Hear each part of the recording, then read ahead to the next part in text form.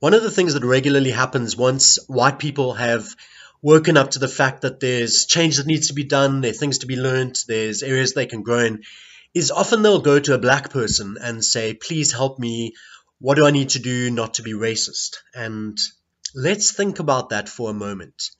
So we've had this oppression of black people where they didn't have rights and they were treated badly and all this negative stuff. And now we as white people are going to them and saying, hey, can you do all the work of educating us? Can you see what might be problematic with that? And so what needs to happen is that white people, for the most part, need to be educating white people about racism. And certainly people from other race groups can step in and speak about our blind spots or where we get it wrong. But the reason for these videos and blog posts and other things other people are doing is that we as white people need to help each other not to be racist, not to be prejudiced, and not to expect black people to have to do all that work in addition to the history of the past that they carry. And so what I'm going to be looking at in today's video is how do we go about changing the voices in our head? What's that? Well, I mean, I suppose. I'm dead now. Okay. But just let me finish this video.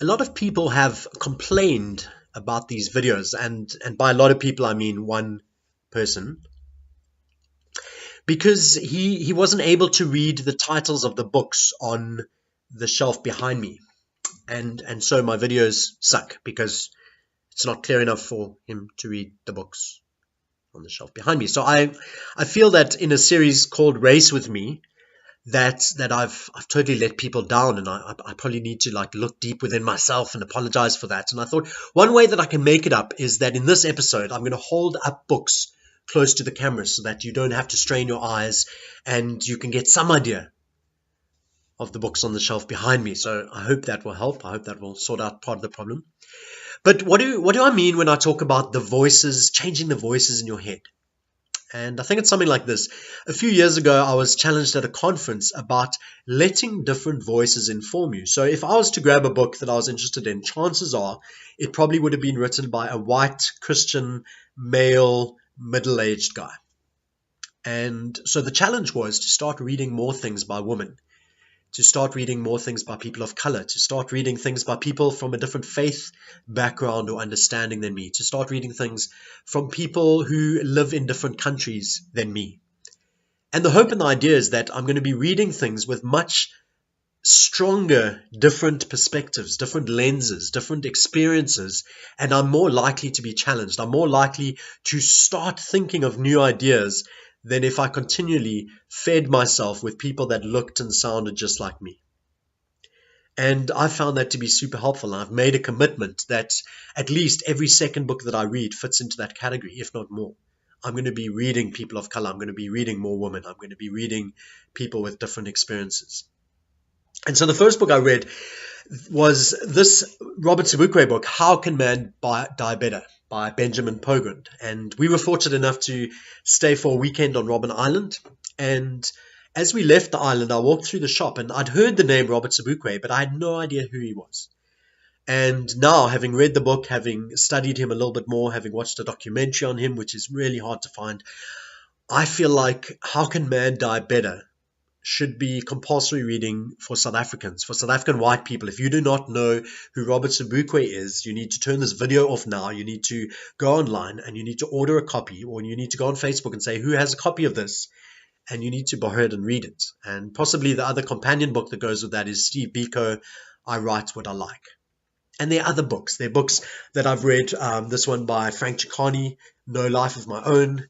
The book that I'm about to read is this one by Faral Haffajee, What If There Were No Whites in South Africa? That is a bit of a scary title, but it feels like something I should read.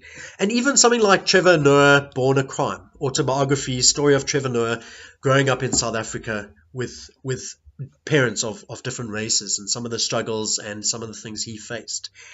And it's the idea of, in a sense, walking in somebody else's shoes, seeing things through their eyes, starting to get their perspectives, not so that you can understand what it's like to be a black person or to be a colored person or to be an Indian person, or any other person in South Africa, but that you can start to empathize. You can start to get a little bit of an understanding, like a knowledge of the way things were.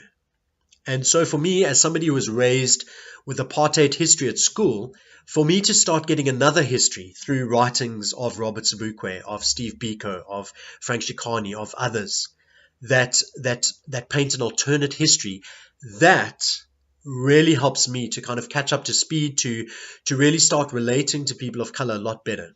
To start understanding my country a lot better, where we've come from and where we're going to. So I think there's a dual purpose. The one is learning the history of the country. If you want to be better at race relations, you need to find out the story of South Africa. There was the movie Kalushi recently, which helped give a picture of one person's experience in South Africa. And just finding these moments, finding these experiences, finding blog posts, asking deep questions on Facebook. I asked a question today, why do you live where you live? Just putting that out there, finding out why your friends where you live. Some people it's for comfort and safety. Some people it's for affordability. And so there's a whole bunch of different reasons. And so as we start to let ourselves be informed by different voices, so I think we start to become more empathetic. We start to understand things a little bit better. We start to be a lot slower to react in different situations. And we start to get to understand the story a bit better. We start to be able to relate to people a bit better. I think a lot of people are scared of reading something. For example, if I say read something from a religion that's different to yours, people are like, we've been brought up with a fear of ideas that are different. And I want to challenge you with this. Reading an idea that is different to you can do two amazing things. The one is it can strengthen an idea that you already have. If you read something and you think, I think this, but this is saying something different, and you think about both things and you think, no, I think my idea is right, or I think my idea is more helpful, more beneficial, more loving, whatever it is, then you'll hold on to your idea more strongly because it's been opposed by a different idea. There's been some wrestling, there's been some work there. The other thing that might happen is that you might find a different idea and you're challenged by it. That's not what I think. And you think about it for a while and you talk to some people about it and you read up some stuff.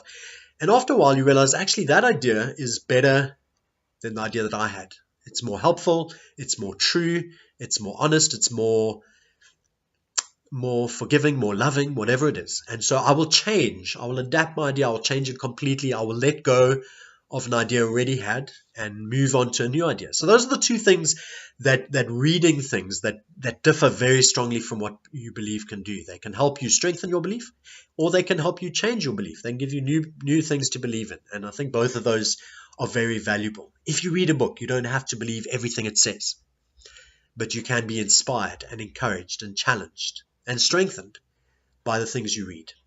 So if you're wanting to make a difference in South Africa, if you are wanting to grow in your relationships with people of other race, other gender, other religions, start being informed, change the voices in your head, make a commitment that you are going to read things differently. Choose to follow different blog posts, choose to follow different people on Twitter.